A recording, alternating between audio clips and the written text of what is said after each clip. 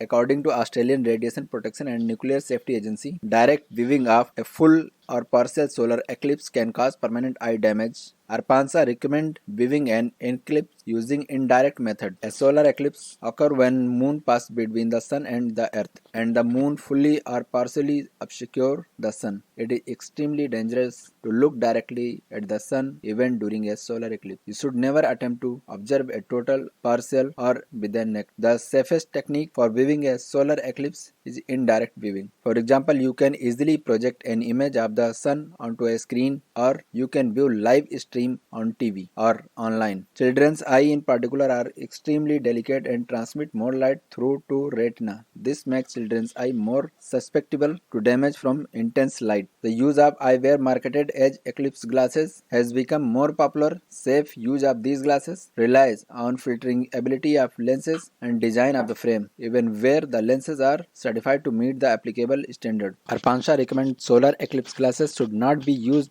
to directly view a solar eclipse. Things to remember: viewing the eclipse can cause permanent visual loss. Damage occur rapidly without any pain. Loss of vision does not occur until after the eclipse. There is no treatment and children are especially at the risk. Arpansha advise against any direct viewing of eclipse. The main hazard to the eye from intense sunlight are from heat, infrared radiation, ultraviolet radiation, and from excessive visible light, especially blue light. Even a momentary glance at the sun can focus a very intense amount of heat onto a back of the eye retina. Ultraviolet radiation can cause sunburn to the outer surface of the eye. The least understood risk is from the blue light, which may also cause damage to eye through photochemical retinopathy. Normally, the sun is so intense that it is difficult and very dangerous to look at directly. Looking at the intense light from the sun, even for just a few seconds, can cause permanent damage to a retina, part of the eye directly responsible for vision. The retina has no sensitivity to pain, and since the effect of retinal damage may not appear for hours, there is no warning that an injury to your eye has occurred. The amount of time looking at the sun that will cause loss of sight varies